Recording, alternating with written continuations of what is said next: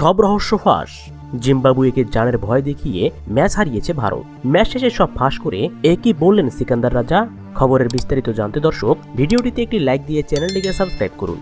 Super 8-এর প্রথম ম্যাচে দক্ষিণ আফ্রিকার কাছে বড় ব্যবধানে হেরে টি-20 বিশ্বকাপ থেকে ছিটকে পড়ার সংখ্যায় পড়েছিল ভারত। তবে দ্বিতীয় ম্যাচে জিম্বাবুয়ের বিপক্ষে 72 রানের দাপুটে জয়ে সেমির স্বপ্ন জিইয়ে রাখল বিশ্বকাপের আয়োজক দেশটি।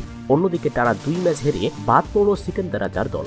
এদিন চেন্নাইয়ের মা চিদম্বরম স্টেডিয়ামে টসে জিতে আগে ভারতকে ব্যাটিংয়ে পাঠায় জিম্বাবুয়ে।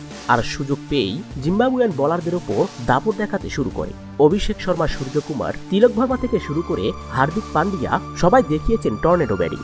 ফলে নির্ধারিত 20 ওভার শেষে 256 রানের বিশাল লক্ষ্য দাঁড় করায় ভারত। আর এই বিশাল লক্ষ্য তারা করতে নেমে শুরুতে উইকেট না হারালেও রানের গতি ছিল একেবারে ধীরস্থির। তবে এক প্রান্তে ব্রায়ান বেনেট খেলেন দুর্দান্ত ইনিংস।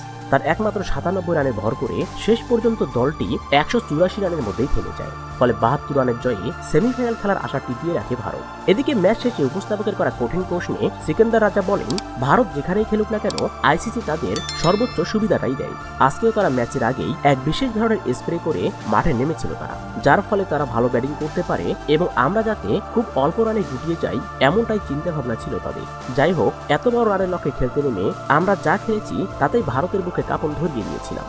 তাদের রান সংখ্যা যদি 200-র মধ্যে থাকতো হয়তোবা এই ম্যাচটা আমরা জিততেও পারতাম। তো দর্শক, এই ছিল আমাদের হাতে পাওয়া সর্বশেষ খেলার আপডেট। পরবর্তী আপডেট সবার আগে পেতে চ্যানেলটিকে সাবস্ক্রাইব করে সাথেই থাকুন। ধন্যবাদ।